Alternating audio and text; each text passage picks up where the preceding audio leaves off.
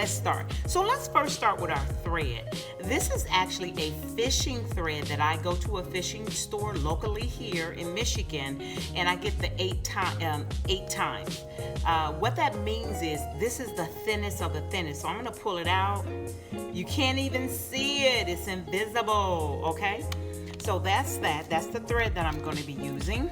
You might can see it now that can you see it a little bit? Nope, you can't see it. So that's why I use this type of thread, because it's basically, you might can see a little bit of it, yeah.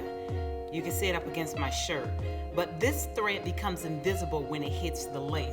I also use a semi-curved needle, if you can see that, versus your traditional curved needle. Okay, so this one is a complete C, and this one is a little wider. The reason why I like this one is because you can kind of control it a little bit better. So here's the wig that needs to be repaired. You're gonna need some needle nose shears. Okay, I use these. I get these at a drugstore because you can find sharper tools there, sharper scissors there when it comes to cutting and things that we have to do as wig makers. Also, another great place is Joann Fabric or Fabric Store, Michael's, local stores like that. Invest good money in your tools, because if you want to make money, you got to invest money. Okay, so here's my needle. I'm going to show you the hole right here. So as you see that, there's a hole right there in the middle of my part. Actually, it's like 3 little tiny ones. So this one is a hole and that one's a hole as well. So I got 3 tiny ones. So let's start with our first one, okay? So I'm basically, you can't see what I'm doing, but what I'm doing is basically pulling slightly together both ends to close up the hole. The other thing, when you start your thread, you have to tie a knot at the end of the thread. That is vital, because if you do not tie a knot at the end of the thread, it's called chain stitching, and that's basically when you go in and out of the circle. You see what I'm saying? So basically, this is the circle. I know it's thin, but these are the circles between my 2 fingers. I then hold it with my thumb. I then find the needle and make sure that that needle is going in between that hole. And then I pull tight. Not too tight, but tight enough that you brought the 2 sides together. Okay, I'm just gonna basically stitch up this complete part that I plucked so that no other holes basically will start again.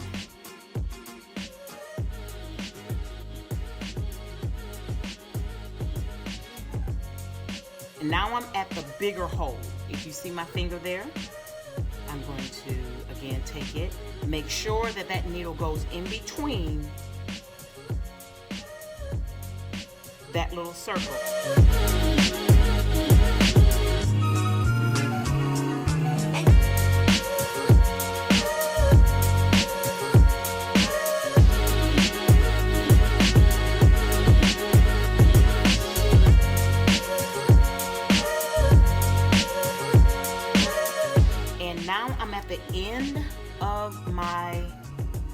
I'm at the end of my hole. So all I'm going to do is I'm going to turn it over and see how it looks. And as you see, it still looks like a natural part. But all my holes, I can't slip my finger anywhere in here. So the hole is completely singed, completely. Okay, I'm going to flip it back over so I can have a consistent look. I'm going to take this all the way down to the end. So again, consistency is the key when it comes to wig making. Consistency and being neat as well. I'm gonna take this again all the way to the end, and I may have to go in and just kind of repluck just a little bit. The other thing is the hairs that may possibly have gotten inside of the part, you may have to go back in there and repluck, retweeze, so that it can have, again, some consistency. Okay, so I'm done. I'm now going to get to the end of my lace. I'm going to make sure that that goes in. Now I tie a knot, Okay, so what I'm gonna do is, okay, so this is the end. This is vitally important because you want to make sure that that doesn't come loose. So I pull my thread in the circle and I pull real tight. The beauty of this thread that I absolutely love is so strong. I mean, it doesn't snap, because you have to remember, this type of thread, it catches fish. So in order for it to catch the fish, it has to be durable, okay? So now that we're done with that, I'm gonna flip the wig over and let you see what it looks like. So this is where my actual hole was here, and I had 2 small holes here. Now what I'm gonna do is take a needle, not the scissors. I'm gonna take a needle and I'm gonna pull the hair out. I'm actually reparting the hair. I'm pulling all the strands that belong to the right, and all the strands that belong to the left, back over to the left, so that you don't have any hair sticking up in your part. So I'm really satisfied with the way that this has end. I like that. It looks really natural, and all of my holes are now sealed up. So again, if you want to go back in there and retweeze, you can. But here's my second trick that I wanted to teach everybody.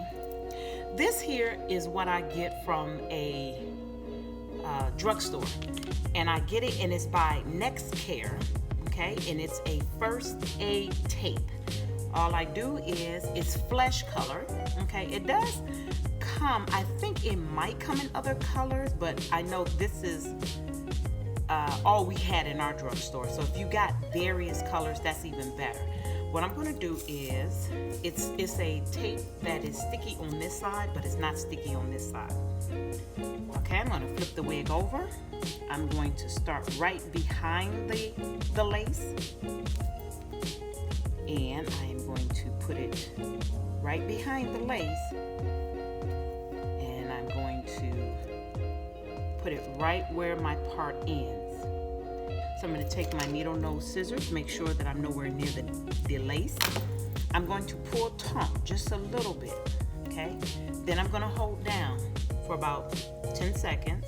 You flip it over, and you have a scalp. So those are 2 tips. I hope they help you. If you have any questions, please leave it in the comment below. And don't forget to like, subscribe, and share. See you in the next video.